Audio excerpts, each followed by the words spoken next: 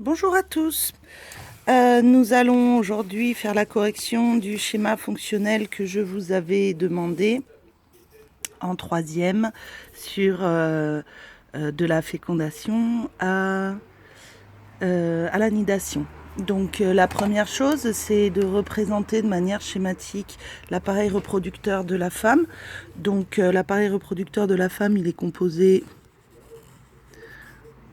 de 2 ovaires reliés par les trompes à l'utérus, le col de l'utérus, qui est un endroit assez fin, et le vagin. On le fait de manière assez schématique. Il faut penser évidemment à renseigner ce document. Vous avez les trompes, les ovaires. Alors vous le faites avec une règle évidemment, proprement. Moi, je ne peux pas, en tenant mon téléphone, tracer des traits à la règle. C'est un peu compliqué. Vous devez tracer ces traits à la règle, évidemment. Je ne mets pas au pluriel puisque je n'en montre qu'un. Vous avez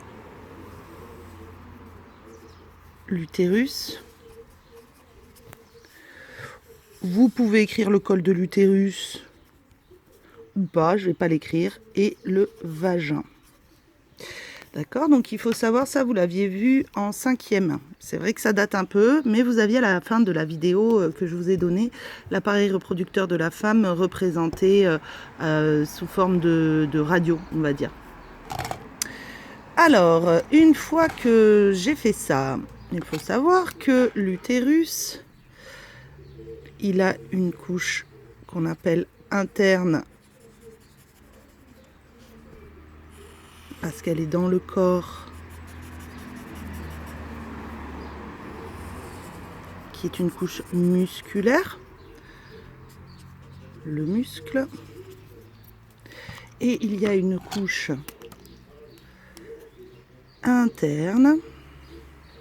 externe, pardon, excusez-moi, c'est moi qui fatigue, une couche externe qui grossit tout au long du cycle et qui est éliminée en début de cycle au moment des règles. On dit que c'est une couche externe puisqu'elle est en relation avec l'extérieur du corps directement. Même si effectivement on peut se dire c'est bizarre, on dirait que c'est interne. Non, c'est ce qu'on appelle externe, qu'on appelle la muqueuse utérine ou endomètre. Alors, je ne sais pas si vous voyez bien avec le jaune. Endomètre. Hop là, petite mise au point. Voilà. Là, j'ai mon schéma de l'appareil reproducteur de la femme. Il va falloir que je rende ce schéma fonctionnel. Pour ça, je vais rajouter une légende. Alors, j'ai pris 2 feuilles parce que moi, je le fais en très gros et au feutre pour que vous arriviez à voir bien. Et donc, je vais écrire ma légende ici, même si normalement, ça correspond bien sûr à ce schéma-là. Alors, pour montrer comment se passe la reproduction, il va falloir que je montre, je vais le mettre, je sais pas moi, en bleu, le trajet de l'ovule. Un des ovaires, un des deux, va fabriquer un ovule qui va sortir dans le pavillon de la trompe. On appelle ça l'ovulation. Et l'ovule reste généralement dans ce pavillon de la trompe. D'accord ? S'il n'est pas fécondé, il y aura l'élimination de l'endomètre avec l'apparition des règles. Mais nous, c'est pas ce qui nous intéresse puisqu'on veut qu'il y ait fécondation.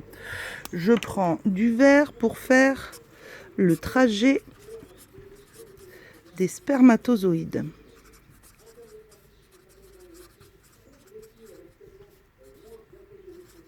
Hop. Le trajet des spermatozoïdes. Les spermatozoïdes sont déposés lors du rapport sexuel dans le vagin de la femme.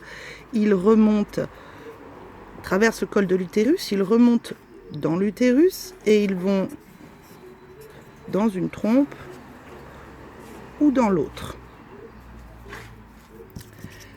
La rencontre du spermatozoïde et de l'ovule va faire une cellule œuf que je représenterai en bleu foncé. Cellule œuf. La cellule œuf apparaît ici à la rencontre des deux.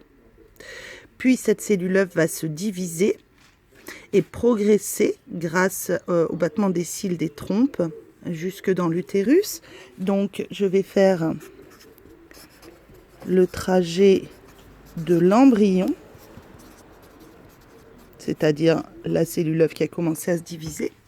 Elle se divise en 2, 4, 8, 16, 32. Et puis une fois arrivée dans l'utérus, elle va venir s'implanter dans l'endomètre. Alors peu importe, ça peut être en haut, sur l'autre côté, on s'en fiche royalement. Et ça va faire, je fais une grosse boule colorée que je rajoute ici. L'embryon implanté. Ça s'appelle la nidation. Hop. Mon schéma fonctionnel est presque fini. J'ai un schéma renseigné, une légende. Il me manque évidemment le titre. Et le titre, ça va être schéma fonctionnel de la reproduction humaine jusqu'à la nidation.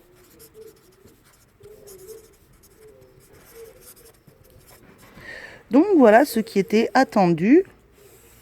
Hop. On souligne proprement à la règle normalement, évidemment. Voilà à peu près ce qui était attendu comme schéma à partir de la vidéo, du petit morceau de vidéo qui fait 4 minutes, je crois à peu près, de l'Odyssée de la vie, le début.